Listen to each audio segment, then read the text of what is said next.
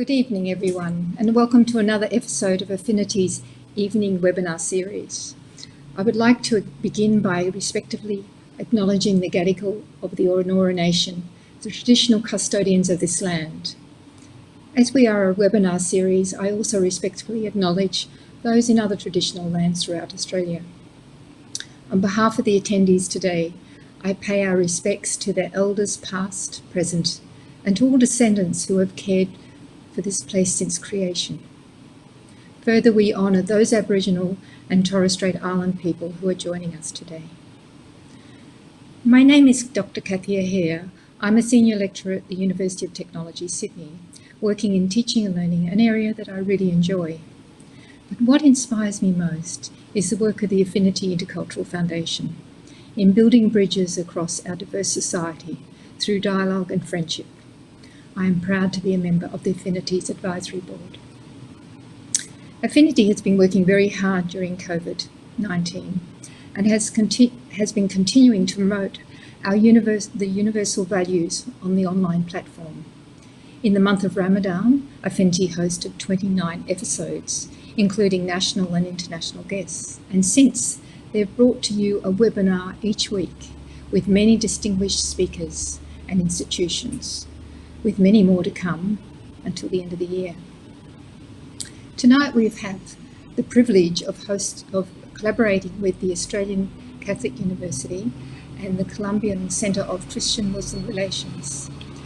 Like Affinity, these esteemed institutions promote and are strong advocates for peace, community harmony and social cohesion in one of the most culturally diverse states in the world. Without further ado, I would like to introduce you to this evening's facilitator, John Cleary. John is well known to many of you, and he's a veteran of the ABC as a broadcaster and a commentator on religion, one of the best known.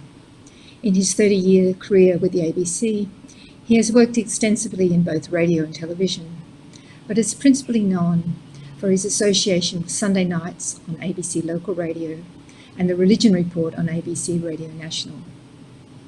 John began his career in Perth, where he was one of the original Compass team on ABC TV and co-presenter of the philosophy program Meridian on Radio National in the 1990s. For several years, John also appeared on a regular slot on the ABC Youth Network, Triple J. His 1992 book on the Salvation Army in Australia was awarded the Christian Book of the Year.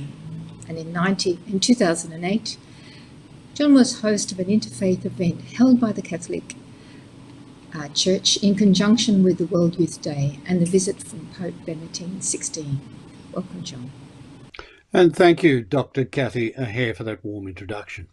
Well, tonight, October the 28th, marks 55 years since the Vatican Declaration on Interfaith Relations, Nostra Aetate, in our day. The Declaration on the relation of the Church with non-Christian religions. It emerged out of reflections on the impact on religious tolerance from the horrors of World War II, and particularly the Holocaust on Jewish people. Stating that the Church reveres the work of God in all the major faith traditions, it sought to harness the power of faith as a bridge to global understanding. In doing so, it was in accord with the broader optimism of its age in the building of international institutions such as the United Nations and the World Council of Churches. Today, 55 years on, in our day, rather than withering away in the face of secular modernity, faith continues as a pivotal force in shaping the worldview of millions. And in recent years, as the world has grown weary of globalism, the negative potential of that power has also become evident. Communities under the stress from shaking of their cultural foundations have looked to their faith traditions for identity and security. Fundamentalisms are on the rise in every tradition, be it Buddhist, Christian, Muslim, Hindu or Jewish. Belief is being deployed to build walls that keep the world at bay. So how then do we assess Nostra Aetate 55 years on? Is it now to be consigned to history as a noble ideal but unrealistic and unrealisable? Or do we need to take those principles as even more urgent and important as we confront the challenges of a planet in peril? Well, joining us to discuss Nostra Aetate are the Reverend Dr Patrick McInerney from the Centre for Christian-Muslim Relations, Rabbi Dr Benjamin Elton, Minister of the Great Synagogue in Sydney, and Associate Professor Salih Yucel with the Australian Catholic University and Charles Sturt University. Each of our guests is going to speak for about 2 to 3 minutes each, and then we'll open it up for a general discussion. First, the Reverend Dr Patrick McInerney. Welcome. Thank you, John. Nostra Aetate is a continuingly relevant document and will continue to be relevant for ages to come. It is a foundational document for the Catholic Church. Surprisingly, it is the smallest of the documents of Vatican II, but possibly had the largest impact. It's only 5 paragraphs, but it has transformed relations. In particular, and this is worth highlighting, it has transformed Jewish-Christian relations. As you mentioned in your introduction, the Shoah was in the background of this document.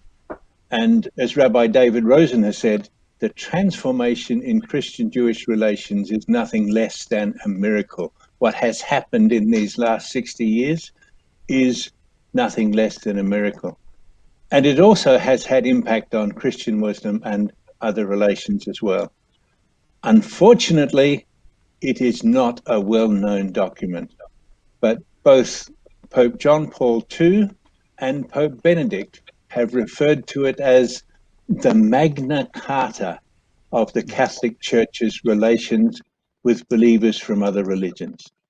It has enduring relevance, and we need to promote it and practice it. And that's why I'm delighted to be part of this 55th anniversary. Another opportunity to promote Nostra Aetate and its teachings.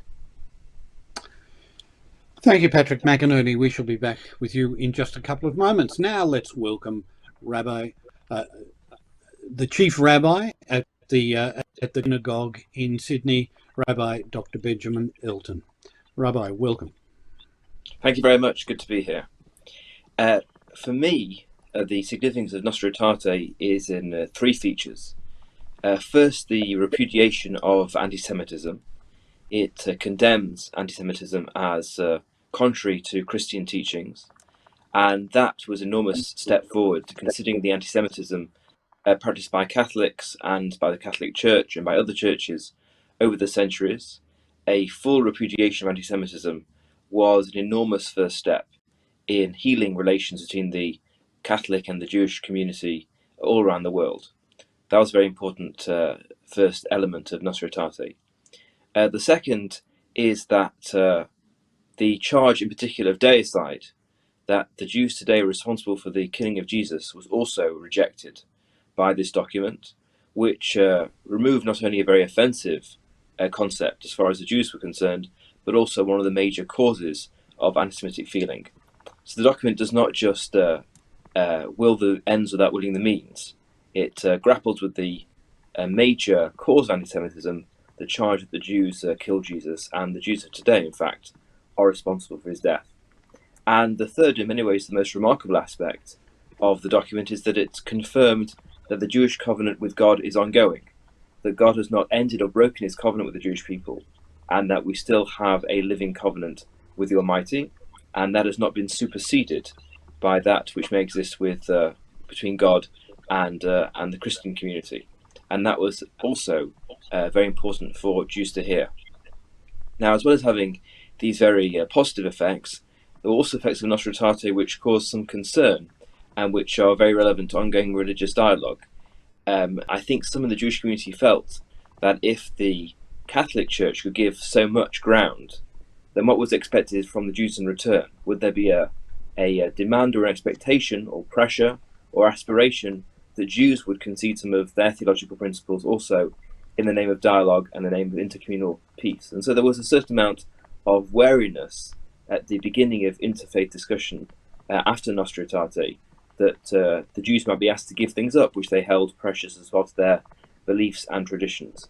But as dialogue has progressed over the last 55 years, I think that's not chosen to be the case, and instead it's preserved a respect for Jewish belief and tradition as it stands, and has made a very useful basis, an essential basis really, for flourishing and sustainable religious dialogue. Rabbi Elton, thanks so much for that. You've raised a couple of questions which I'd like to return to as discussion progresses. But first now, let us welcome the third of our guests, Associate Professor Salih Yucel from the Australian Catholic University. Thank you, John, for having me. First of all, Nostra Aetate is a turning point between Catholics and Muslims in regarding to having a fruitful or better relations. According to one of the academic, Michael Fitzgerald, he says that he calls it as categorical revolution actually in the Catholic Church. For example, initially in the maybe 500 years or so, the Islam was a satanic religion or false religion, but after the Enlightenment, it's become like a natural religion, and after Nostra Aetate, it transformed to be a monastic religion as a religion like other religions, and validate Islam as a religion. Therefore, Nostra Aetate is a very important turning point in the history of Muslim-Catholic relations. And after Nostra Aetate, what we see that the development in the Vatican, they established Pontific Council that they could have dialogue with the Muslim community, Muslim world. And after that, Pope John Paul II visited Umayyad Mosque, first time a Pope visited a mosque in the history of Catholicism. And then the third, Pope Francis also, as we have been seeing in the last couple of years, he initiated many programs in regarding to having dialogue with the Muslim community, with the Muslims. So that's why it's a very important turning point. Although what we know that initially there was a bit hesitation whether should we accept Muslim Islam as like that or not. But particularly the Leo Massion, one of the well-known professor in France, and his contribution in regarding to Nostra Aetate having dialogue with the Muslims and accepting Islam at least a monastic religion and as a religion. And therefore, I think it's a very important turning point in the history of Islam and Catholic relations. Salih Yucel, thank you very much. Well, let's open up this discussion now, and please feel free to contribute as you think appropriate. My first questions will be directed to each of you. First to Dr. Patrick McInerney. Let's look back at that impact of Nostra Aetate when first released. It seemed to act as something of a catalyst, as has been indicated, not just for the Catholic Church and other faith traditions, but to all people of goodwill and wider, even to political and social institutions. Despite, as you say, being one of the briefest documents emerging from the Great Council of Vatican II, it seems to have had an immediate public and political resonance that continues. And you see this wider than the church, I guess, is what I was really trying to get at here. You're talking about something that had broad cultural resonance and seemed to inspire a whole lot of interconnectedness, a new wave of goodwill.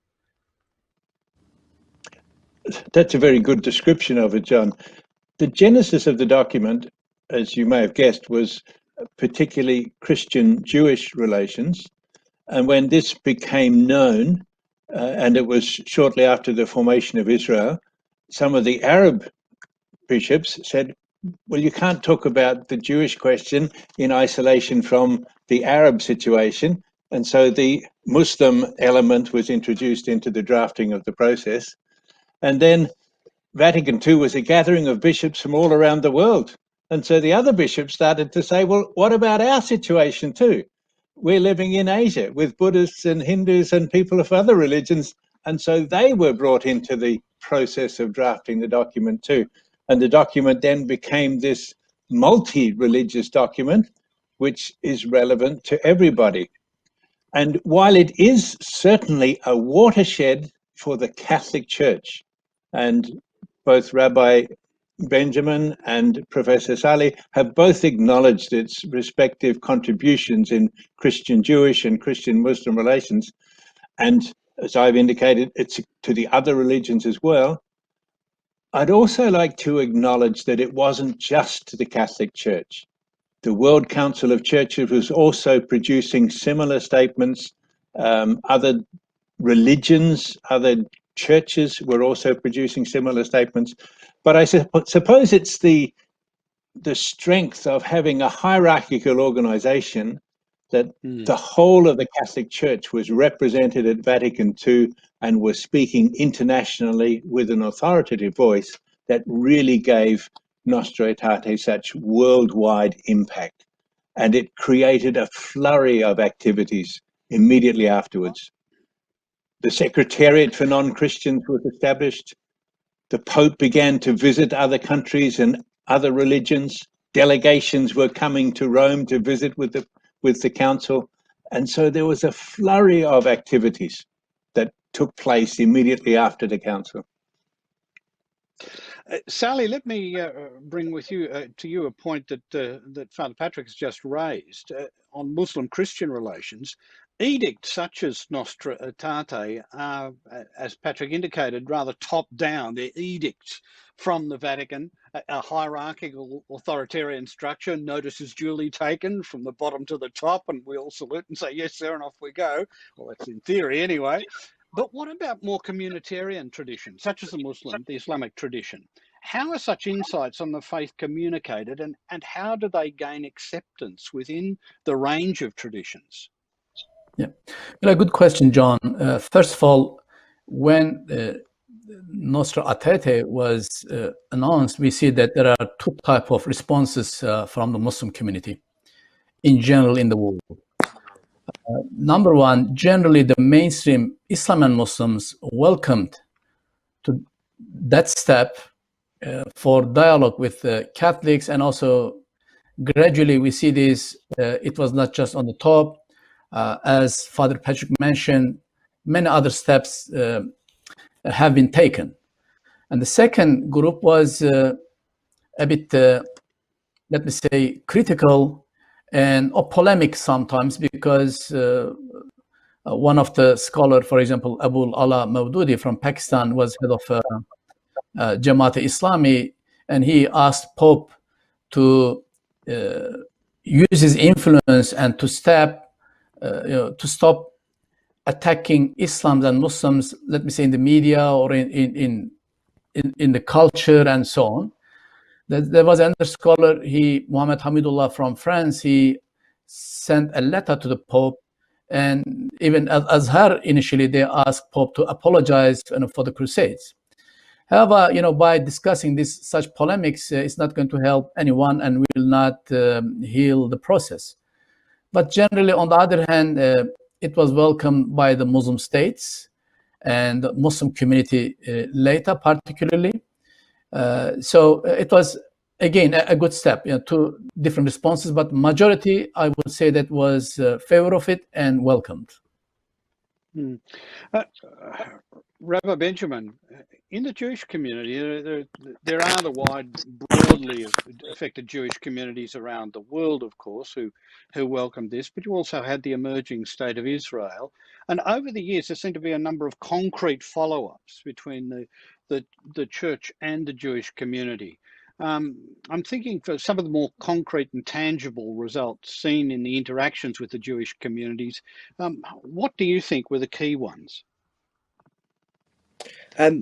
I think that we can often look to individuals, exceptional individuals who were involved in these discussions, and it often comes back to their own contributions.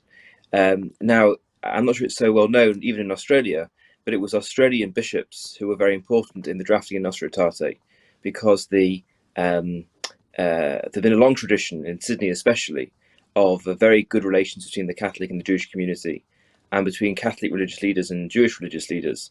And that wisdom and that experience was brought to bear in Rome for the drafting of Vatican II. So those leaders themselves were very important in the initial period. And then, as Father Patrick discussed, Rabbi David Rosen has been an enormously important figure, and his contributions have made for very fruitful discussions and fruitful interactions.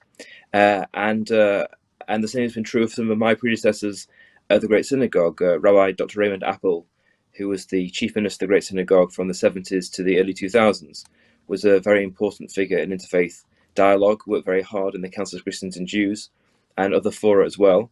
And discussions he was involved in, it would be wrong to say they bore distinct fruit.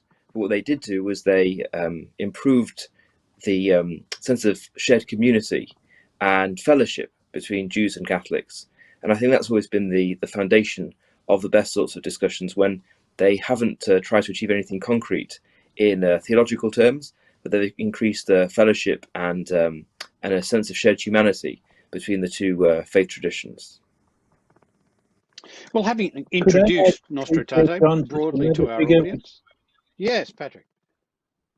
I just wanted to add the figure also of Pope John Paul II.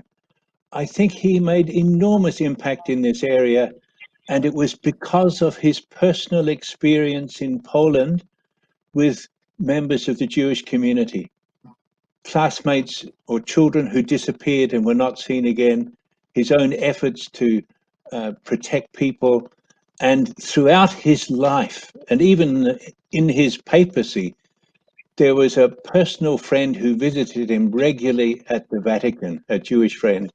He was the first pope to cross the Tiber and to greet the rabbi in the synagogue in Rome as elder brothers of the covenant never revoked. So this personal quality of Pope John Paul II had enormous impact across Jewish-Christian relations. I would certainly endorse that very strongly. And some people would look at that with some surprise, given the reputation John Paul II has had as being a sort of conservative truth warrior. That at a personal level, he was very open and broad. Let's move this discussion on, having opened the broad parameters of it. But before we do that, we have time for a little music to breathe, and perhaps those of you who wish to ask questions have got time to get them ready. And we'll have a little music, and this is from the Sufi tradition, and the musician is a name musician. It's Ahmet Gul, all the way from Canada.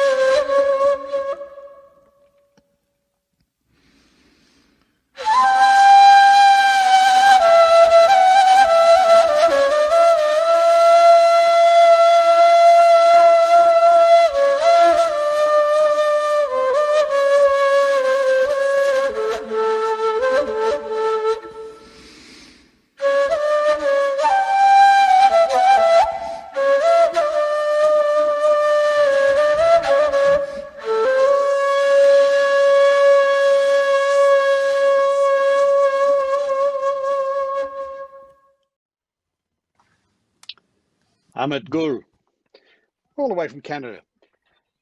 Amit, thank you for that performance. Might be back a little later. Well, let's turn now to the nature of interfaith dialogue. It's often been said by those wishing to be somewhat generous in dialogue, or perhaps even somewhat naive, we're all on different paths up the same mountain. Well, a religious scholar, David Prothero of Boston University, wrote a book on dialogue a few years ago in which he challenged that phrase. The title of his book was God is Not One, meaning that perhaps when using the word God, we're dealing with many ideas that in many respects are foundationally different. In fact, we may be on similar paths, but climbing quite different mountains, or perhaps in the same mountain range on different mountains. Do we need to reassess both our aims and methods?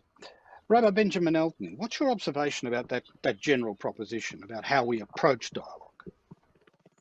Well, I think that does resonate with me very strongly, that trying to make out that we're all essentially the same in our religious explorations or our theological journeys is both untrue and I think unnecessary, because it makes fellowship and mutual respect sort of dependent on whether our theological ideas coincide, and that shouldn't be the case. We should respect each other, first of all, as human beings, and second, as free people who have the right to explore meaning for themselves in whatever way they wish. It begs the question, if I respect you because you're climbing the same mountain that I am, what if you're not climbing the same mountain? Do I therefore not have to respect you? That would be a very problematic proposition, I think. And so that's why I always emphasize whenever I discuss the fundamentals of interfaith relationships that it's about two things, really. It's about fellowship, which can transcend theological differences, as indeed it should transcend cultural and political differences. I think in some senses the religious dialogue that goes on is a good model for the world as we become more and more polarized between liberals and conservatives, in the American context between Antifa and Trump supporters, that there's a precedent in interfaith relationships, interfaith dialogue, in transcending differences of what we believe and think and concentrating on our shared humanity and continuing to relate to each other as human beings. And if we can say in our own language, our own theological language, the other is created in the image of God, that's great. But what I mean by that, and what my Catholic or Muslim interlocutor mean by that, may not be the same thing and shouldn't need to mean the same thing for it to be valuable. And the second aspect, which I think is important, beyond a simple shared humanity, despite different ideas, is there is a shared experience of being in the world as a person of faith. The concept of that faith isn't the central element of this aspect, but the fact that we believe that we have a higher calling, that we believe there are realities beyond what we can see or sense in a material or scientific way. There is something mysterious and transcendent and eternal beyond the stuff of the physical world. That's something which we all have in common, and it can be difficult being a person who believes in that reality in 2020, and we can support and advise and empathize with each other as we go through the world. Who knows, on the same mountain range, but nevertheless, our act of walking has a lot in common, and which doesn't have in common with people who are, and this is not a criticism, but people who are entirely secular or reject anything beyond the physical world. Professor Salih Yucel, your comment. According to some Muslim theologians, particularly the most recent one, Said Nursi in Turkey, he has very interesting analogy. He says that you can connect yourself to all creations, including, of course, human being, through God's name. For example, God created you, God created other humans. He is the provider of your sustenance and provider of other sustenance. He beautified you, so beautifies others as well. So through 99 names, you can find connection with all other creation, that including the human being. So what does it mean that? Then you will be able to minimize the differences, because our creator is same, our sustainer is same, our provider is same, our forgiver is same and same and same and same. And for this, from theological perspective. In addition to that, the Quran uses Ahl Kitab, which means the people of the book. Even some scholars, they translate it as the family of the book. I think this is more comprehensive when you say family, because the word of Ahl is being used for Moses in the Quran, family of Moses. It's been used for family of the Prophet, Ahl. And also it's been used for Ahl al-Kitab, for the people of the book. Initially, that would be Christian and Jews, but later scholars they added whoever has a scripture, whether Hindus or Buddhists, they were also included, as the people of the book. So what does mean the book in Islamic theology? It represents wisdom. It represents civilization. It represents, universalism. And therefore that's important. Just one more point. When the Prophet arrived in Medina, he had to migrate from Mecca to Medina. The first thing he did, he agreed with the pagans and Jews and had the law they call Medina Charter. And in this charter, it's interesting that all citizens of Medina and also surrounding the Medina, they were included and written as a ummah, as a one community. Today, many Muslims, they think when they say ummah is just Muslims. Actually, it's not just Muslims. And also it includes non-Muslims as well. And therefore, from such perspective, there's a lot. As Rabbi Benjamin mentioned, I think, commonalities. Commonalities, yes, there are some theological differences. And I don't think so that we are going to change this, none of us. However, if dialogue is done, I would call, ethic-centric dialogue. Ethic-centric dialogue means that we can find more commonalities between all faith or all traditions with all other human beings. So ethic-centric dialogue, I think it will work more than the political one or theological one. Father Patrick. This gives me an opportunity to share my favorite interfaith quote, and it's from Rabbi Lord Jonathan Sacks, greeting Pope Benedict in the UK, 2009. And part of his speech, he said, "We celebrate both our commonalities and our differences. If we had nothing in common, we couldn't talk to each other. If we only had commonalities, we wouldn't have anything to say to each other." I think that's a brilliant quote because it accentuates both commonalities and differences. If we only had commonalities, it would be boring. And as Rabbi Ben says, it's not true. We actually have differences, significant differences. And as Professor Salih said, enduring theological differences. These are not going to be reconciled. And so we have both our commonalities and our differences. And the three words that I would like to put together here are integrity. So each tradition, each believer comes with the integrity of our faith. We do not compromise. We do not water down. We do not look for a common denominator, which, as Rabbi Ben has indicated, is not true and is not possible. So integrity. Alterity. We respect the otherness of the other. We give them the same right to be themselves as we give to ourselves. So respecting the otherness of the other. And the third word, and it's important, the other is not so other that they are completely alien. There has to be relationship. So we have to hold all of these three together: integrity, alterity, and relationship. And that makes for a dynamic and ongoing process as we journey together on this pilgrim path of life. Could I get you each to comment briefly, and just briefly, on one sort of long-running sort of argument within interfaith dialogue communities? Again, it's rather a naive one, but it's important that we talk about it just briefly. Often in interfaith dialogue, it was seen as a first step in proselytization. That is, if they all see how nice we are, they'll want to join us because ultimately we know we have the truth. And that this is an element of outreach in all traditions. How do we respond to that? And perhaps Rabbi Benjamin, I asked you first.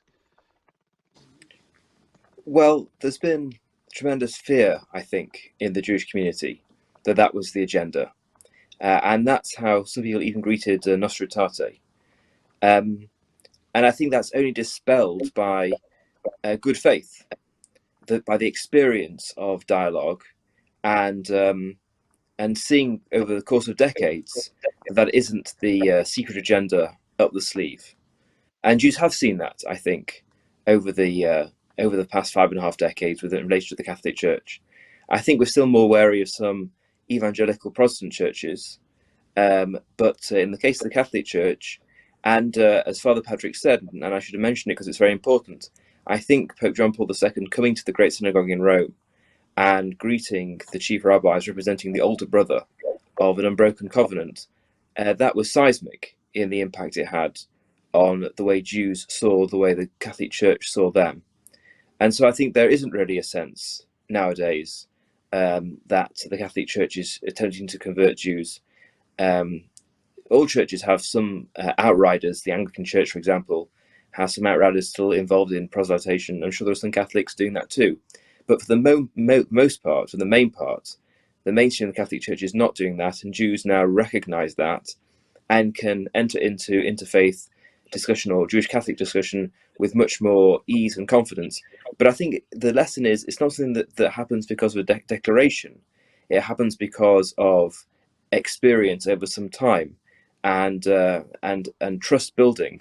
And to be honest, it's remarkable that 2,000 years of mistrust have been so overcome in 5.5 decades of new trust. And that's I think we should be amazed at the speed in which that has happened.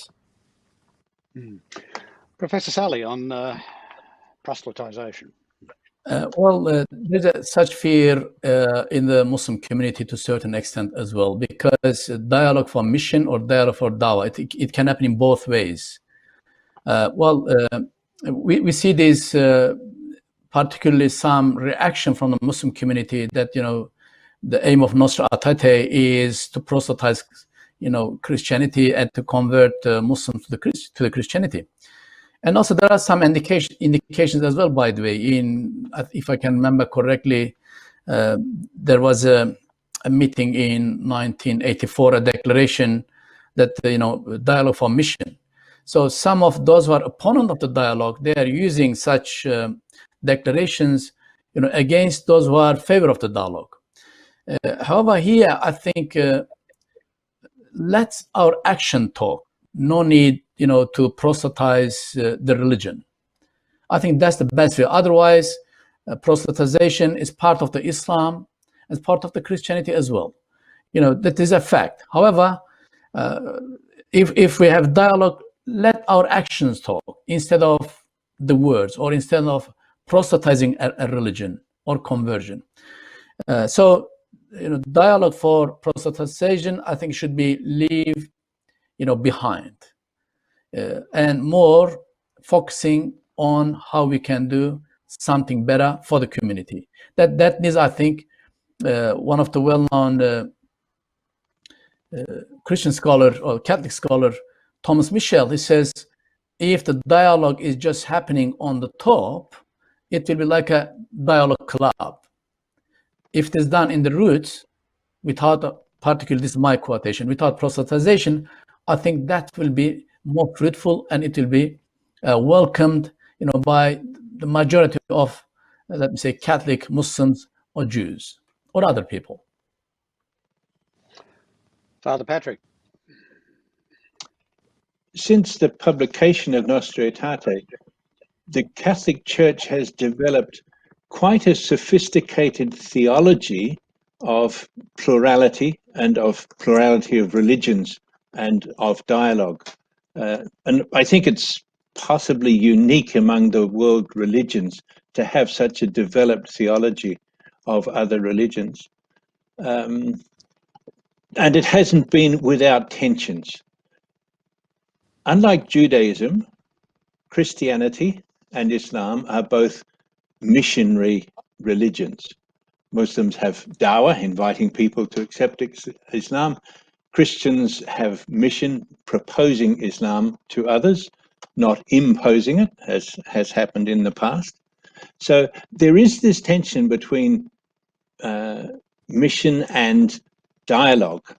And it has been resolved somewhat within the Catholic tradition by a sophisticated theology which identifies that interreligious dialogue is an integral part of the evangelizing mission of the church.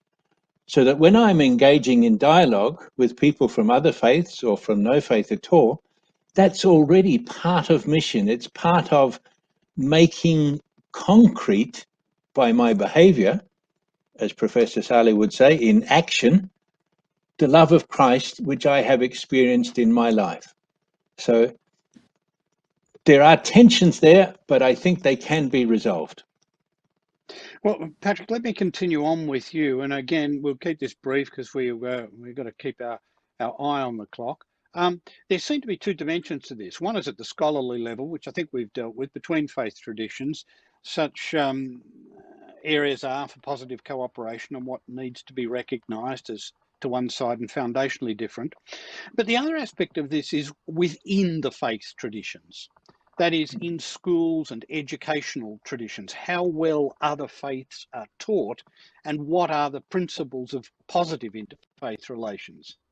One of the big imperatives for interfaith understanding these days, the need to educate within the tradition about how we deal with those other faiths who we now rub shoulder to shoulder with in the shopping centre every day of the week. Exactly. And it's been one of my long-standing concerns that the Catholic Church's teaching on interreligious dialogue is not being communicated to the faithful. It's not being preached from the pulpit. It's remains one of the Catholic Church's best kept secrets. The need to be in relationship with our sisters and brothers from other religions. And far from watering down our faith, which is what some people fear, my experience, and I think this is almost universal testimony across the interfaith spectrum, those who engage in interfaith relations with people from other religions actually grow in their own faith because they begin to appreciate and be more confident about what they actually believe in, because they've met and engaged with others who believe something quite different. So they become strengthened in their faith. Rabbi? I think one sense in which I may be a bit of an outlier within the Jewish community is that I'm actually rather in favour of teaching about other faiths in Jewish schools. I think it's very important to teach our young people that people of the faith do exist, and you don't need to teach degree level theology to 14-year-olds, but you do, I think, need to give a basic grounding in the world religions, as I received in my non-Jewish secondary school back in England. And I found that very useful, not because it meant I knew a huge amount about any particular religion, but it meant that those religions weren't, to me, bizarre or entirely alien or foreign. I knew a bit about them, I'd studied a bit about them, and therefore they were part of my world, as it were. And so when I came across a Sikh or a Buddhist, it wasn't like meeting a Martian. And I think that's very, very important for people of all faiths, that they do know a bit about each other's faiths, as part of a broad, self-broadening, as we live in a world where we're going to come into contact with people of every persuasion. Professor Salih. Well, historically, because Islam, came after the Judaism and Christianity, and in the sacred text, there's a lot about Christianity and Judaism. And also when we look at the commentaries of the Quran or the commentary of the sayings of the Prophet, there's a lot of information. There's part of the literature in Islamic history. And that tradition actually is continuing. So it is not something that new they're going to add. Even if you look at during the classical period, the approaches of the Muslims to the Christian and Jews, it was more tolerant than today. Compared the literature that were published, between, let me say, 9 until 16th or 17th century, till the colonization. But after the colonization, what we see that was gradually diminishing because of maybe the colonial power and so on. So in regarding to whether this has been taught in the Muslims, I think is gradually happening. Let me give you an example. Before 9/11, we had a program with a Jewish professor and a Christian professor and Muslim professor in Boston. I was doing my doctorate at that time at Boston University. It was before 9/11. Interestingly, Muslims came and they were very critical to us. Are you creating a new religion? What are you doing? And also after 9/11, when some of our friends, they wanted to initiate kind of like a dialogue with even having a mosque open day, they couldn't find even a mosque on how we can accept, Christians and Jews to come to our mosque. But what we know that historically the Prophet allowed Christians to have mass in his mosque. So finally they got one, and then gradually the people like it. It becomes mosque open day because the political and social conditions, particularly after 9/11, forced Muslims, to overcome with the prejudice and the misconceptions. So mosque open day, having dialogue with the Christian or Jews or other faith, it was one way to overcome such misconception. So now I'm so glad that everyone is doing. So we can see that how that changed even in Australia. Initially they couldn't find a mosque for mosque open day, open for the non-Muslims, but now everyone is doing. I remember years ago, before I went to America, I was in Australia. A group of Christians came and she said that I passed by this open mosque every day. I thought that minarets was the missiles of like Saddam. It looks like a missile. So such anecdote I would never forget. I think some of the political and social conditions forced the Muslims or accelerated dialogue in the Muslim community, understanding how it is important for the social harmony for this country as well as for the Muslim community. Well, I think it's time now to take another short break.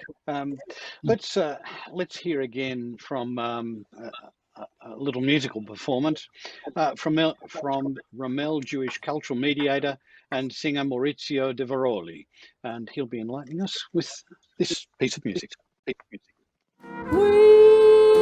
The day is gray, I know it's just clouds passing by.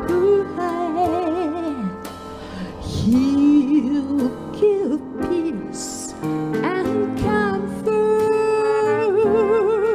to every troubled mind. Come Sunday, oh, come Sunday, that's today.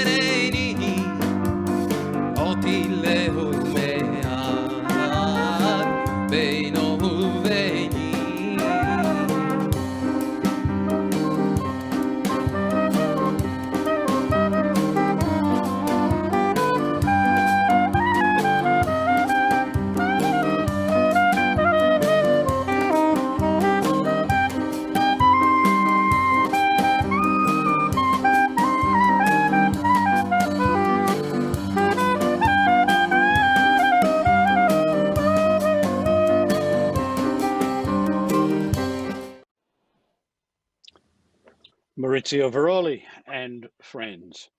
Well, now in this last section of our conversation, let's turn to the future. Just a couple of weeks ago, at the tomb of St. Francis of Assisi, Pope Francis signed the encyclical Fratelli Tutti, Brothers All, the broad meaning of which is common humanity. The encyclical was inspired by his February 2019 meeting in Abu Dhabi with Ahmed Al-Tayeb, Grand Imam of Al-Azhar, during which they signed the document on human fraternity. He also cites the inspiration of non-Catholics such as Mahatma Gandhi and Martin Luther King Jr. Clearly, the Pope Francis sees religious understanding as a major contributor to the present path for peace. Patrick McInerney, what's behind Fratelli Tutti? I think Pope Francis' instinct is that our common humanity is what will bring us together. At the moment, we're all facing together the consequences of the COVID-19 crisis, and we're all affected by it. No one is exempt. It's an example of our common humanity. Our common home, his previous encyclical, how we share this one planet together, and our lives, our futures depend on how we cooperate with each other in preserving our common home. So it's this commonality of our origin and our destiny, which in theological terms, we're all created by God, all equally loved by God, all cherished by God. Christian terms, all saved through Jesus Christ. That common affection for each other is what will enable us to build our way through the many challenges we face at this time in our history. Salih Yucel, the intersection of this document with the meeting with the Grand Imam of Al-Azhar, the significance of it for you? Well, yes, it's again a significant document, but Islamically, even the fourth Caliph Ali, he said that for non-Muslims that we are brothers in humanity. So he mentioned this almost 1400 years ago. And what Pope Francis did, I think it was welcomed by the majority of the Muslims. And even what we know that he visited more than 13 Muslim countries. Also, he said that we believe in the same God. And this is also a very good expression that, it wouldn't be heard before Nostra Aetate. So then how we can look at this, I think one problem as an academic I would like to approach, I think of also the Father Patrick, he mentioned in one of his newsletter, I received his newsletter, thank you for that, how dialogue can be in the grassroots. So Vatican have, I think, a bit dilemma on this issue because it's a state. When deal with the states in the Muslim world, a majority of those who are the religious authorities are assigned by the government since the colonization. So they don't have grassroots in the society. This is also the problem of the Muslims. How come the message of Pope or the message of the Muslims can go grassroots of the Christianity, or Christian goes to Muslims? So that's why those who are assigned by the government, generally, they don't have grassroots in the society, in the Muslim world. That's a bit, dilemma that needs to be solved. However, if the Pope have direct dialogue with this non-governmental organization, then there's a Vatican side of that as a state. Maybe the state of the Muslim countries, states will not be happy. So it's difficulties to overcome. However, I think still that document, and hope that it will be more document like this in the future. And if that is been taken to the grassroots by the churches, by the mosques, or by the temples, I think it will be fruitful for the future, and it will contribute to the peace for a better world. Rabbi Benjamin. Well, in some sense, my response is where we've been all this time. Judaism is a non-proselytizing religion. This has been at the center of our thinking about other faiths and people of the faiths for all of Jewish history. Because we don't believe you have to be Jewish in order to be a righteous person or to be loved by God, not just loved by God, but rewarded by God for your saintliness, for for your goodness and piety with a place in the world to come. This has not ever been a hurdle we've had to overcome, the fact that somebody happens to be a Muslim or happens to be a Christian. We've always understood that somebody can be a very good person, a righteous person, and a person with a deep relationship with God. Not just a person that God loves because they happen to be human, but somebody who has a two-way relationship with God, who prays to God, who maybe even hears from God, because God is interested in all people. You know, it's never been a problem for us in that sense. We've always wanted to see all of humanity turn from not believing in many, from believing in many gods to believing in one God. That's certainly been an aspiration that Jews have had, to see the world moving towards monotheism. But in terms of all monotheistic faiths, it's always been acknowledged that our common humanity makes us equally able to reach God, and it's good that that's now being embraced by more and more faiths across the world. To increasingly secular communities in the West, particularly, religion is being consigned, if it's tolerated, as a private matter. Faith traditions have tended to accept that model largely in the West and withdrawn from the public square, except on matters of personal morality or freedom to practice their faith. Yet, as people like historian Tom Holland in his recent book Dominion point out, religions, the great religions particularly at their essence, are civilizational. Whether it was the ancient Persians, the Incas, or even the Confucian Chinese, the character of their religion shaped their civilization. That cultural power remains, but over recent years, its negative expression has seemed to be the dominant. How do we recover the importance of faith traditions to our social ethics as bridge builders rather than wall builders, and fall into this trap of disputation? Who wants to go first? Rabbi, perhaps we could start with you first. Well, actually, I think we need to look at the multi-faith bases of civilization. So if you take ancient Rome, now obviously there were the dominant group in ancient Rome was the Roman leadership, whether it was pagan or after Constantine it was Christian. But nevertheless, there were Jews in Rome. There have been Jews in Rome continually since the period of the First Temple for over 2,000 years. And there are Jewish monuments in Rome, and there are Jewish buildings in Rome, and Jewish artifacts from Rome.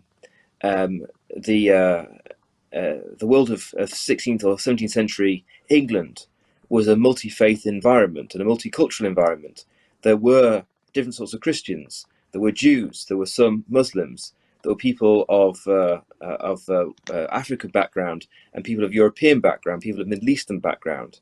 I think it's true that there is a sense in which religions are deeply embedded in culture and in civilization, but also it's worth reminding ourselves that, except in very, very rare cases, there's never been a monochrome culture and monochrome civilization. There's always been many streams of different strengths and size, but there's always many streams in every civilization, in every culture, in every society. And if we understand that's always been the way in history, then I think it would cause less anxiety to us today when we grapple with how we're going to create and make stable and secure and safe multicultural, multi-faith environments today. Salih Yucel. Well, as Benjamin said, that civilizations are multi-faith. If you look at all civilizations, we can see, yes, it was established maybe by a specific group or ethnic group. They laid down the foundation, but when in regard to building, we see that the contribution of all other faith and traditional ethnic groups. Similarly, in Islamic civilization, what we know, the contribution of the Christians and Jews in Baghdad or in other part of the Muslim world or in Al-Andalus. In regard to your question about the secularism, if we confine the religion just in the church, mosque, and synagogue or temple, yes, we are not there. But religion is not just there. I think religion is moral values that everyone will agree. It's humanitarian values that no one will say no. So if we have a narrow mind of the religion, that's right, religion become very private. But if we look at from the broader picture, I think still the religion is in the public, it's not just private matter. Patrick. Just to add a little point of precision, it's often said that Australia is a secular society. Now, that's not accurate. Australia is a religiously diverse society, including those who do not affiliate with any religion. But we have a secular form of government. So a religiously diverse society or a multi-religious society with a secular form of government. And I think that is very important because the secular form of government enables each of the faiths to flourish in their own integrity and identity and contribute to society. So I don't believe in a separation of church and state. I think that is problematic, even the language church and state, because church becomes one religion. What about the other religions? And it's not separation. We should be contributing to society. And there are problems, of course, when religions become empowered and become state. And the minorities always suffer penalties when that happens. I think we see that a little bit, perhaps in the subcontinent today. The Rohingyas in parts of the Middle East, in the Coptic Christians in Egypt. So when you have religious states, it becomes problematic. A secular state actually enables a multi-religious society. But we have to contribute. We won't always agree. And so there will be this ongoing engagement, but certainly not tribalism. We have too much tribalism at the moment. And I think we see the disastrous consequences of that playing out in the United States at the moment. Could I ask you all then one brief question which flows out of that? If religions can contribute to the nature of our civil society, even to our globe, we're currently going through a global pandemic, but overarching that is a wider crisis. That is the crisis facing the created order, the climate crisis. What do interfaith initiatives mean, and how do they help us understand something like the climate crisis, which can, with a proper understanding of the faith, be world changing? Salih Yucel first. Well, I think we have to pass the religious borders, to cooperate with every single human on earth, to work together to solve this problem. This is, I think, a moral obligation for each human being today on earth. Otherwise, after 20, 30, 40 years, it will be very late. And we see that how the disasters are happening. How do our faiths speak to that, Patrick McInerney? I think we have to acknowledge that our faiths have contributed to the problem. There will be biblical texts, for example, which about dominion of the earth. So the exploitation has had somewhat of a religious backing to it. So that's the first thing we need to acknowledge. Sometimes religions have also been too otherworldly. We've said that our real home is in heaven. And so we've been disregarding and disrespectful of the earth. What can we contribute? I think it comes down to love and care and kindness and compassion, which includes all peoples and all creatures. And it's a religiously motivated love and a kindness and a compassion that can help generate a sense of protectiveness and care for our common home. And Rabbi Benjamin Elton, does faith and faith traditions, particularly the religions of the book, have something particular that they can contribute here in the way of interfaith dialogue, helping address the crisis? Well, I'll give you an example from my tradition. I think we all have to bring our own traditions to the table. This week, Jews all over the world read the portion of the Pentateuch of the 5 books of Moses, which dealt with Noah's flood. And what's Noah's flood? It's a disaster, an inundation which is destroying the whole world. There were no Jews in Noah's time. This is a pre-Jewish time. He was a recent descendant of Adam and Eve, and he takes himself and his family and all the animals into a boat. So we learn we're all in the same boat. All created things are literally in that story in the same boat, and if we don't save each other and work together to save creation, then it'll all be destroyed. Rabbi Dr Benjamin Elton, an optimistic cast, hopefully, to end our discussion with on the role and contribution of interfaith dialogue. Thank you very much for your time today, considering Nostra Aetate 55 years on. Thank you all for viewing, and it's time now to end the night to call upon Affinity's Executive Director, Ahmed Polat, to give us some concluding remarks. Ahmed. Thank you, Uncle John, and good evening, distinguished viewers, my newly extended families, uncles, aunties, cousins. Thank you for virtually joining to Affinity's special webinar tonight.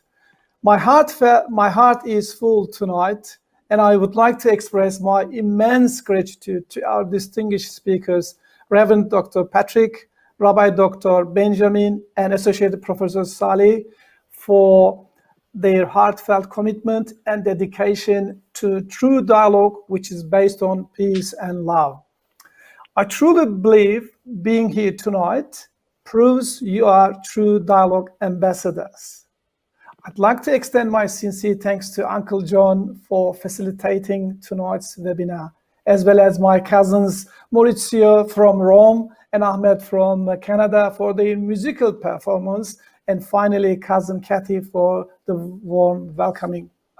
Tonight, on this occasion of the 55th anniversary of Nostra Aetate, Affinity proudly stands with its message of dialogue, mutual understanding, and openness towards other faiths, and with the consideration that all human beings are but one community.